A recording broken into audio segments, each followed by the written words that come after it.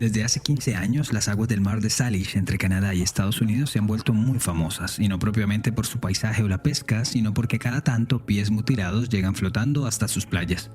El primer caso se presentó el 20 de agosto de 2007 cuando una niña de 12 años paseaba por la isla Yerdaya y se encontró con un zapato deportivo, talla 12, que tenía en su interior una media y su respectivo pie. 6 días después, y en la isla Gabriola, al frente de Vancouver, una pareja vio interrumpida su caminata por otro zapato ocupado que había dejado su cuerpo quién sabe dónde. En 2008, los casos de zapatillas náufragas llegaron a 5, y así unos años más y otros años menos se llegaron a completar 24 de esos terribles hallazgos, siendo el más reciente de ellos en 2019. Obviamente, el terror y las especulaciones se apoderaron de los locales, quienes solo respiraron tranquilos cuando la ciencia les confirmó que en ninguno de los casos había manos criminales, sino que eran accidentados, desaparecidos o suicidas que habían perecido en sus aguas. Y que debido a la descomposición y la sal marina, pues manos y pies suelen ser las primeras partes del cuerpo en desprenderse. Pero por lo general no es así. Cuando uno se encuentra un pie cercenado, casi siempre hay una historia truculenta detrás. Yo soy Luis Badel y en este episodio de Crímenes Bizarros hablaremos de la terrible muerte de Hans Pozo, más conocido como el descuartizado de Puente Alto, en Chile.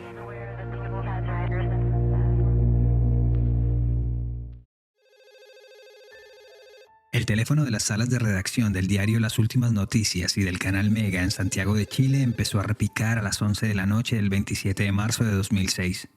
Al otro lado de la línea, una joven de la popular localidad de Puente Alto esperaba hablar con un periodista y contarle el increíble hallazgo que sacudía a un sector de esa comuna en la esquina suroriental de la zona metropolitana de Santiago.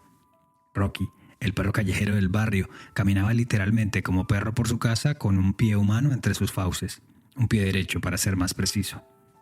Los primeros en notarlo fueron unos niños que jugaban en la calle en medio de una calurosa noche de un otoño que apenas comenzaba, en la esquina de la calle Quitalmahue, al frente de la autopista Acceso Sur. De inmediato llegaron sus gritos de susto, los lamentos de sus padres y los murmullos de los vecinos, y poco tiempo después, la primera patrulla de carabineros. La joven que llamó a los medios prometía unas fotos fuertes y crudas que le había tomado al buen Rocky y al desafortunado juguete que colgaba de su hocico.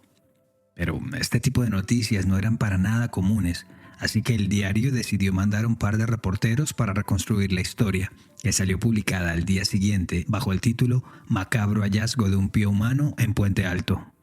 En ella, el periodista Jorge Luis Cárdenas dio cuenta de que el pie en cuestión era pequeño y delicado, por lo que adujeron en la zona que le podría pertenecer a una mujer joven, a una lolita como las llaman, y que salvo las marcas de los colmillos de Rocky, parecía que había sido separado finamente del tobillo. Es decir, con un bisturí o con un cuchillo liso muy afilado, ya que dicho corte precisaba cierta destreza. Por eso, tal vez, fue que el primer apodo que surgió entre los vecinos para el presunto responsable fue, lógicamente, el carnicero de Puente Alto. Numerosos escampados, lotes baldíos, una alta cuota de inseguridad y un escaso alumbrado público en las calles y callejones del barrio Marta Brunet eran simplemente la receta perfecta para poder deshacerse de un cuerpo sin que nadie se diera cuenta. Así que ante esto, el fiscal de ese sector, Pablo Sabac, designó a los carabineros de la estación de San Jerónimo para rastrear toda la zona. Entre las teorías que se formularon esa primera mañana se destacan que la extremidad podría pertenecerle a algún desaparecido del barrio que fue cortada producto de una venganza o como uno de esos mensajes intimidatorios que suelen enviar las bandas de narcotraficantes en sus disputas. Pero mientras los vecinos especulaban, las autoridades recorrían el sector y los periodistas ya se daban un festín con el hallazgo. La tarde de ese martes llegó con la noticia de que un hombre, no muy lejos de allí, justo donde terminaba la calle Quitalmahue, había descubierto una cabeza humana que sobresalía de una bolsa de basura que alguien había arrojado frente a su vivienda. Pero el horror de este nuevo descubrimiento se quedó corto. Tan pronto el informe del laboratorio de carabineros, la ABOCAR, reportó que dicho cráneo tenía 2 impactos de bala, en la frente y en la sien, y además habían hecho un certero trabajo con cuchillos para hacerlo irreconocible. La nariz había sido arrancada de tajo, le habían sacado los ojos y también le habían desencajado la mandíbula. Estaba tan en mal estado que aún no se atrevían a conectar los 2 hallazgos, o siquiera aventurarse a decir que se trataban de la misma persona. Al día siguiente, es decir, el 29 de marzo y en la misma zona, otros niños se toparon con otra bolsa de residuos con brazos y piernas en su interior. El horror iba en aumento y los testimonios de los vecinos empezaban a apuntar a una camioneta blanca que había sido vista varias veces por la zona el día del primer hallazgo.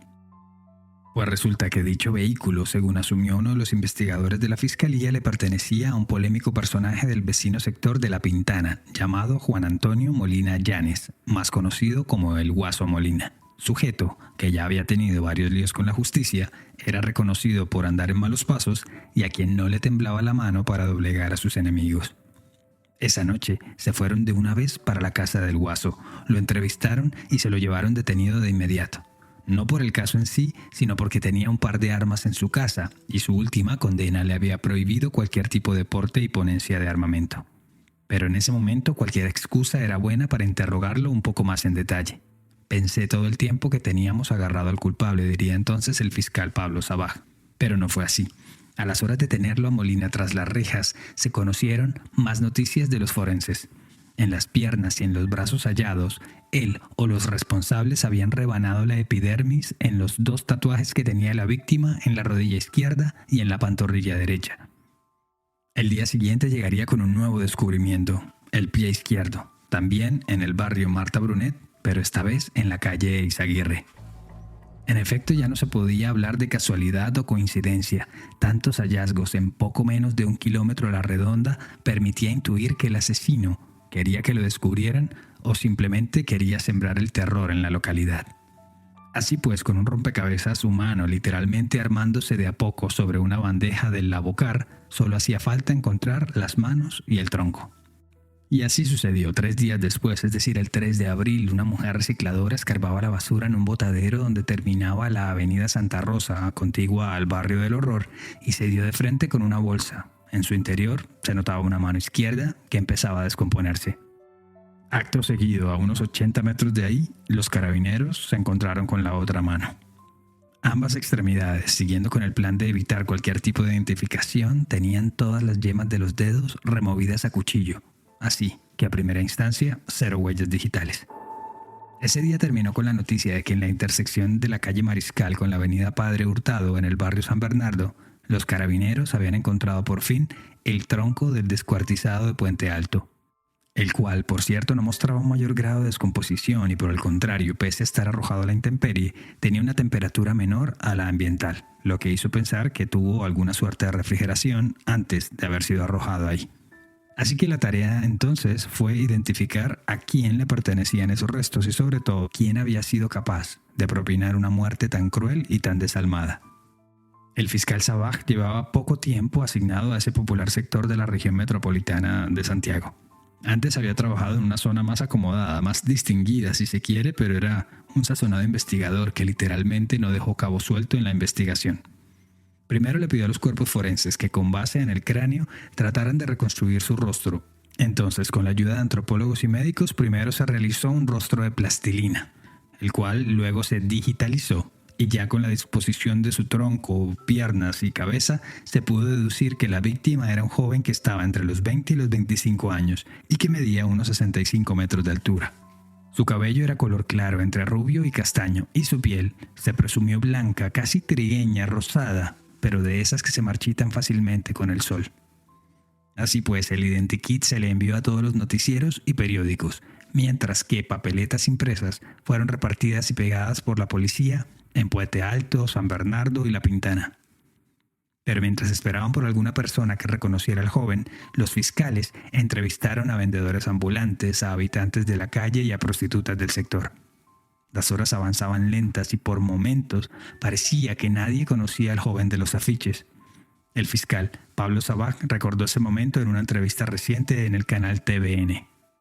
Partimos de una premisa falsa, tratando de identificarlo, porque buscábamos en las presuntas desgracias. Decíamos, si una persona aparece de esta forma, alguien lo ha de echar de menos. Pero estábamos en mal camino porque nunca nadie denunció la desaparición de Hans, porque Hans era una persona en situación de calle. ¿Será que la reconstrucción del rostro no había quedado bien? A ver, como ya mencionamos, al joven le habían mutilado los 2 tatuajes que tenía en su cuerpo, pero tras una minuciosa examinación, los forenses encontraron ya casi borroso el boceto, la base de un tatuaje artesanal, apenas unas líneas a punto de desaparecer bajo la piel que intentaban la silueta de un cupido sobre su antebrazo derecho. Por el paso de los años, la calidad de la tinta y lo deficiente del dibujo en sí, el tatuaje era casi que imperceptible a simple vista, lo que sin duda hizo que el asesino no lo rebanara también en su empeño de borrarlo todo. Ahí fue cuando el ojo experimentado de uno de los investigadores determinó que un tatuaje de semejante calidad solo podría haberse hecho en la calle o en una cárcel. Así que tras resaltar el dibujo del Cupido sobre una fotografía, las preguntas se trasladaron a los recintos carcelarios aledaños a la capital chilena. Y eureka. Uno de los reos entrevistado aseguró haber sido el autor del Cupido, pero no les pudo dar un nombre completo, pero sí un apodo. El Rucio, que es como se le dice popularmente en Chile a las personas de pelo claro. Y si bien es cierto que ese era un detalle amplísimo, es decir, con un apodo tan común no se iba a conocer de inmediato la identidad del joven, al tener la certeza de que el tatuaje se había hecho en una cárcel, algún registro en los archivos de gendarmería tenía que haber existido sobre el fallecido. Obviamente, revisar en los archivos solo con una fotografía era una tarea titánica. Necesitaban algo más. Y fue entonces cuando los forenses reconstruyeron lo más parecido a una huella digital con los pedacillos de piel que quedaron en 3 de sus falanges. Ya con ese asomo de huella, buscaron en los archivos del AFIS, que es la base de datos nacional de huellas dactilares de Chile. Pero una primera búsqueda no arrojó nada. Solo fue hasta el 6 de abril de ese 2006, 10 días después del hallazgo del pie derecho en el hocico de Rocky, que la Policía de Investigaciones, un ente nacional adjunto al Ministerio del Interior, le puso un nombre al descuartizado: Hans Hernán Pozo Delgado, de apenas 20 años, con documento de identidad 16297-537, nacido el 2 de julio de 1985, y que pese a su corta edad ya había tenido varios ingresos a la cárcel, la más reciente, el 6 de enero de 2006. Ya con un nombre se abría el caso mucho más, y pues lo siguiente sería reconstruir quién fue Hans Pozo. Obviamente lo primero que hicieron las autoridades fue llamar a sus familiares, pero no hubo éxito. Su madre, Ada Vergara, dijo con algo de indiferencia que no lo veía desde hacía 18 años y que no sabía nada de él, ya que, se supo después, lo abandonó en casa de su cuñado cuando apenas tenía 2 años para poder irse con su nueva pareja. Su tío, Francisco Pozo, y la esposa de este, María, lo acogieron a temprana edad y lo trataron como un hijo hasta que empezó a crecer. Porque aquel niño dulce, suave y lindo, ya que era rubito, con ojos claros y facciones delicadas, creció con un sentimiento de vacío y rabia por el abandono de su madre y empezó a andar en malas compañías. Y con ellas llegaron las drogas, la delincuencia menor y todo lo que conlleva la vida de la calle. Sus tíos no pudieron más y a la final lo corrieron de la casa. Era una familia humilde y Hans se desaparecía por semanas y cuando regresaba les robaba a sus tíos y a sus primos dinero, zapatillas y hasta ropa, lo que fuera, para vender y poder juntar los 500 pesos que valía la dosis de pasta base de coca a la que estaba adicto. Las entrevistas a excompañeros del colegio, a sus conocidos del barrio Villacultura, donde vivió una temporada, describían a un chico tímido, silencioso, que parecía tener siempre una infinita tristeza. No era para nada violento, y si robaba lo hacía solo para hacer algo de dinero y mantener su vicio. Es más, fue acogido por una familia de evangélicos que le dieron un trabajo y le ofrecieron una habitación para que dejara esa itinerancia que lo llevaba de un barrio, de un sofá o de un camión a otro. En ese interín, viviendo con esa familia, Pozo conoció a una chica, a Linda Baeza, y se ennovió con ella, y las cosas parecían andar bien al punto que tuvieron una hija. Ojo, todo esto antes de cumplir los 18 años. Pero según dicen varios reportes de prensa y la literatura del caso, la gota que rebasó su copa fue cuando un día se dirigió a la casa donde vivía su madre, con el afán de conocerla, de hablar con ella, hasta que uno de sus medio hermanos lo amenazó con un cuchillo, lo persiguió por las calles y lo ahuyentó del lugar. Ese dolor, esa nueva sensación de abandono, lo llevaron de nuevo a las calles y a la droga. La situación llegó a tal punto que en varias oportunidades se prostituyó para hacer algo de dinero. Al menos, así lo manifestaron varios del personal entrevistado por los investigadores. Por un breve momento, la teoría de un ajuste de cuentas entre bandas de narcotraficantes tomó algo de fuerza. Algunos investigadores plantearon que tal vez había tenido ese sino trágico por cuenta de una deuda no pagada a alguna de las bandas criminales que imperaban en el sector. Pero rápidamente fue descartada. Hans nunca manejó grandes cantidades de fármacos. Su jornada estaba completa tan pronto reunía los 500 pesos para su dosis del día. Así pues, tocaba mirar hacia otra dirección, y de nuevo, el punto de partida fueron las entrevistas con sus conocidos. Uno de ellos fue Marco Antonio Araya, alias Chino Marco, un muchacho que había sido arrestado junto con Hans en enero de ese año. Alias Chino Marco les mencionó que el fallecido solía hablar de alguien a quien llamaba el heladero, un hombre con el que se encontraba cada tanto y que cuando lo hacía siempre volvía con dinero. Hecho que también fue corroborado por varios de los indigentes que, al igual que Hans, dormían a las afueras del supermercado líder vecino sobre la cercana avenida Santa Rosa. Dijeron que hubo momentos en los que Hans llegó a tener entre 30 y 40 mil pesos en su poder, pero en vez de hablar de el heladero, solo mencionaron el apellido Martínez. Es más, Hans Pozo, el ruso, en uno de sus últimos viajes de fármacos y psicodelia, se jactó de haberle robado a Martínez o al heladero un teléfono móvil y una gruesa cantidad de efectivo. Jorge Araya, el hermano de Chino Marco y también compañero de calle de Pozo, declaró varias cosas interesantes a la Fiscalía Sur cuando fue interrogado sobre el caso. Primero, que un par de noches antes de la desaparición de El Rusio, 3 hombres habían estado preguntando por él con cara de pocos amigos, y que después, en al menos 2 oportunidades, un hombre a bordo de una camioneta blanca era el que lo había preguntado afanosamente. Araya también afirmó en su declaración que para juntar dinero tenía relaciones con un caballero del paradero 30 de Santa Rosa que tiene un cargo importante en la municipalidad de La Pintana. El Hans se comía al compadre, lo tenía de caballito, o sea, tenía relaciones con el hombre a cambio de dinero. Por su parte, una prostituta llamada Michelle afirmó que la última vez que habló con Hans, este le dijo que al viejo al que le sacaba plata tenía un local en el paradero 30 y que cuando querían tener relaciones lo llevaba a su casa, que quedaba cerca del paradero 18. El fiscal Pablo Sabac diría meses después en una entrevista en el programa En la Mira de Chilevisión que inicialmente y luego de haber hecho un barrido de la zona ya habían identificado a un heladero que tenía su local en Villa El Volcán en Puente Alto. Pero que después, a medida que se recopilaron más datos, encontraron un local donde vendían helados y dulces cercana al paradero 30, cuyo propietario, 1, era de apellido Martínez, y 2, como le había dicho uno de los hermanos Araya, tenía un rol de líder público a nivel municipal en la vecina localidad de La Pintana. Ahí fue cuando entró en escena Jorge Martínez Arévalo, hombre de 41 años, casado y dirigente de la Confederación de Empleados Municipales. Para ese momento toda la atención del país estaba volcada sobre el caso. Ese tipo de eventos no era muy común en Chile, y el último, o lo más parecido, había sucedido en 1984. La prensa acosaba a los investigadores y por cuenta de una reforma a la justicia que justo estaba entrando en vigor, la Fiscalía estaba al frente de los hechos, pero había una suerte de investigación paralela entre la PDI y los carabineros. Entonces, cada ente iba actuando según sus propios hallazgos y prioridades. Es así que el 7 de abril, efectivos del PDI llegaron a la heladería ubicada en la calle Venancia Leiva con avenida Santa Rosa y le dejaron una citación a Martínez para que se acercara a declarar el día 11 del mismo mes. Pero al día siguiente, el 8, el fiscal Sabac y carabineros decidieron abordar al sospechoso Martínez con el fin de encontrar ese eslabón perdido que lo unía con el descuartizado. Según un archivo del caso, un teniente vestido de civil se compró una bebida en el local y confirmó que Martínez estaba en el lugar. Entonces había que preparar cómo iba a ser el procedimiento.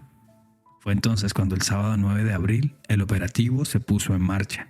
El capitán Marcelo Horta del departamento OS-9 de Carabineros llegó al local a las 3:35 de la tarde y preguntó si Martínez estaba trabajando ese día. Ivonne Martínez, hermana del sospechoso y quien estaba atendiendo a los clientes, les dijo que sí, pero que estaba atrás, en la bodega, recibiendo una orden que acababa de llegar y que iba a tardarse unos minutos. Horta, sin dudarlo, salió del lugar y caminó ágilmente en compañía de 2 suboficiales hasta la entrada trasera del comercio. Le digo, don Jorge, y él me contesta, sí, joven. Le exhibo mi identificación y le digo que soy el capitán Horta del OS-9. Yo estaba a unos 4 o 5 metros de distancia. Él estaba en la puerta y yo cerca del camión. Y sorpresivamente, Jorge Martínez corrió hacia el interior de la bodega, declaró el oficial. Horta y sus hombres no alcanzaron a reaccionar y quedaron inmóviles. Luego, segundos después, retumbó en el lugar el sonido de un disparo. Todos al piso, los carabineros, los trabajadores, el proveedor que entregaba su orden y que solo quería terminar su jornada sabatina en paz. ¿Qué pasó? Bueno, hay dos versiones de los hechos, pero las dos terminan con Jorge Martínez con un disparo que le entró mortalmente por la sien derecha. La versión oficial dice, hasta hoy, que el heladero Martínez se pegó un tiro, y la de sus familiares, que fueron los carabineros los que le dispararon.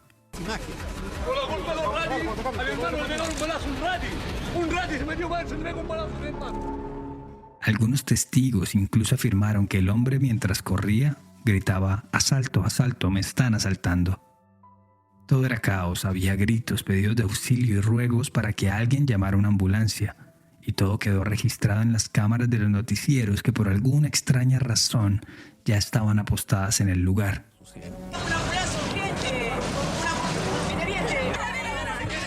La diligencia se salió de control. Después se sabría que varios de ellos fueron preavisados del operativo que se iba a realizar. Me encuentro con la calle llena de policías, de gente, periodistas. Todos están ahí como esperando. Esto fue lo que dijo el general de Carabineros Samuel Cabezas en una rueda de prensa improvisada tan pronto sucedieron los hechos. Se dio la fuga hacia el interior del inmueble y en ese momento se escuchó un disparo y posteriormente Carabineros sorprendió o encontró en el lugar a esta persona con una herida a bala. ¿Cuándo se descarta que Carabineros le haya disparado, como se dijo en algún momento? Absolutamente descartado. La confusión persistía, había peleas, gritos y forcejeos. Una vecina del lugar se coló hasta la bodega con la intención de brindarle primeros auxilios al malherido. Otro hermano de Jorge, Robinson Martínez, le sostenía la cabeza mientras la sangre seguía brotando a borbotones. Traté de prestarle ayuda, hablarlo. Le besé la cara. Me di cuenta que estaba todavía con vida. Sin embargo, estaba muy mal, ¿no? Su boca, su nariz llena de sangre, su cabeza, todo. Por su parte, los carabineros que estaban de civil se ponían sus chaquetas de trabajo y otros aseguraban el lugar en medio de la bronca de trabajadores de la heladería, familiares y vecinos. Un radi le disparó. No sé, se metieron para eso y dispararon. Gritaba Robinson mientras levantaba al aire sus manos ensangrentadas, justo cuando Miguel, el hermano mayor, llegaba al lugar a ver qué era lo que estaba pasando. Pese a las versiones encontradas, poco a poco se fueron conociendo hechos y detalles que dejarían en evidencia que los carabineros no ganaban ni perdían absolutamente nada disparándole al comerciante, y que la versión del suicidio tendría algo más de sentido. Uno de ellos fue una conversación telefónica entre Jorge y su hermano Miguel, en el que el fallecido le daba una serie de instrucciones. Dice que hay una carta, me dice, ¿sabes qué? Me dice, si algo pasa, en la casa hay una cara, hay un piano, me dice que no lo revisa nadie. Pero a mí me quedó dando vuelta porque... ¿Y él te dijo que era un sobre o una carta? Dos sobres, me dijo. En una entrevista posterior, Miguel dijo que él le respondió a su hermano si le pasaba algo, si estaba complicado que le contara, pero este le dijo que no, le insistió en lo del piano y no le dio más datos. Me comentó, olvídate de lo que dije, lo más probable es que hoy mismo se aclare todo y quedamos en hablar el sábado.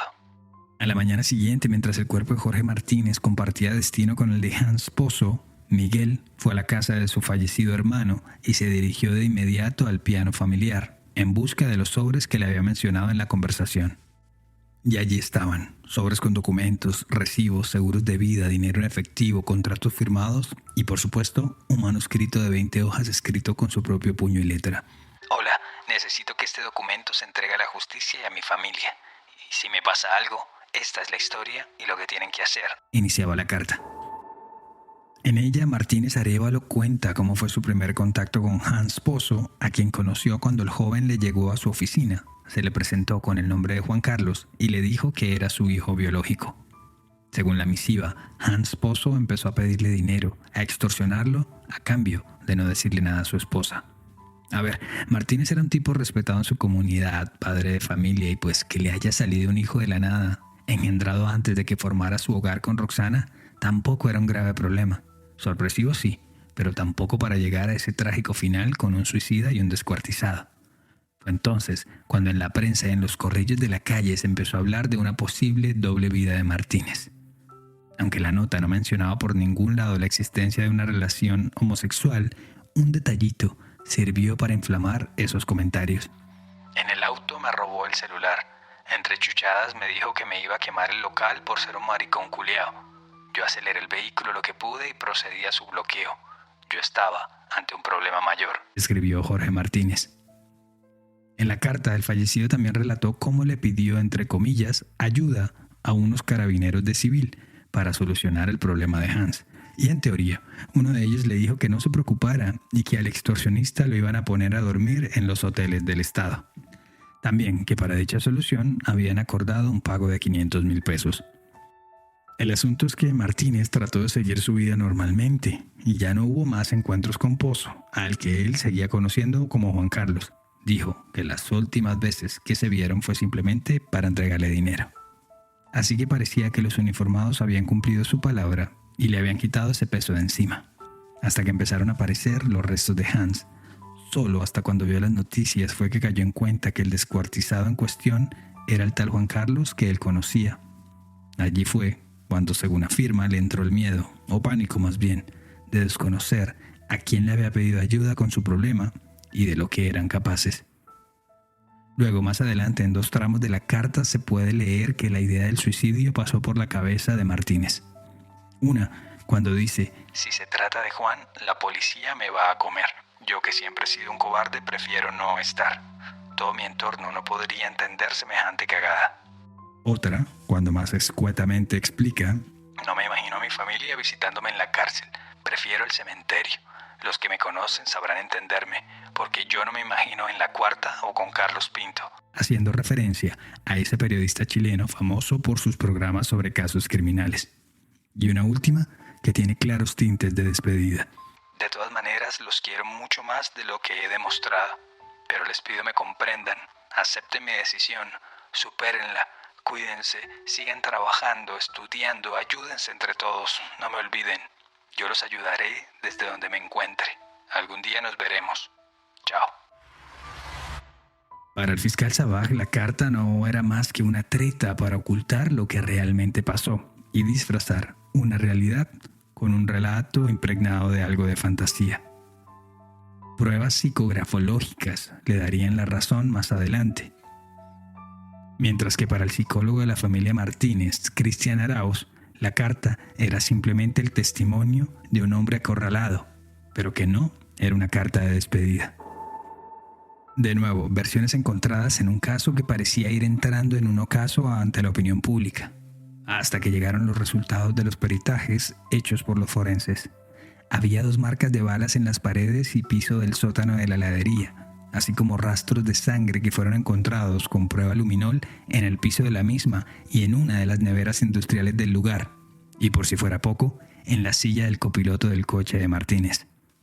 Sangre que después se comprobó le pertenecía a Hans Pozo. Es decir, Hans Pozo estuvo en el interior de la heladería, posteriormente fue sacado en ese vehículo. Y eso también es coincidente con la desactivación de alarmas con la que pudimos constatar. Además, había registros de llamados de teléfonos móviles, testigos que los vieron juntos y 2 noches enteras en las que el heladero no durmió en su casa.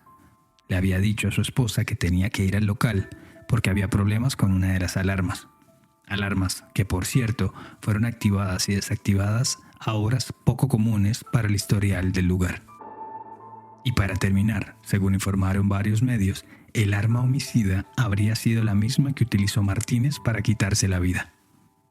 Pese a eso, en el caso quedaron muchas cuestiones abiertas, como por ejemplo, ¿dónde se realizó el descuartizamiento? Si en realidad existieron esos 2 carabineros de civil o si la supuesta extorsión estuvo motivada por temas sexuales, ya que un análisis genético había descartado que los 2 muertos fueran, en efecto, padre e hijo. Sobre la teoría de que Martínez no actuó solo, el fiscal Patricio Vergara, segundo al mando de la investigación, dejó en claro que por un momento lo alcanzaron a pensar.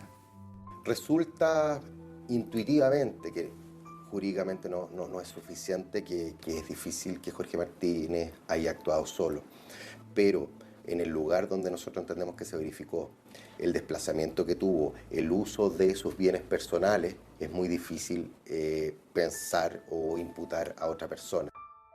Aún hoy, 16 años después de los hechos, los Martínez Arévalo descartan cualquier asomo de duda sobre la virilidad de Jorge y siguen insistiendo que fue asesinado por los carabineros.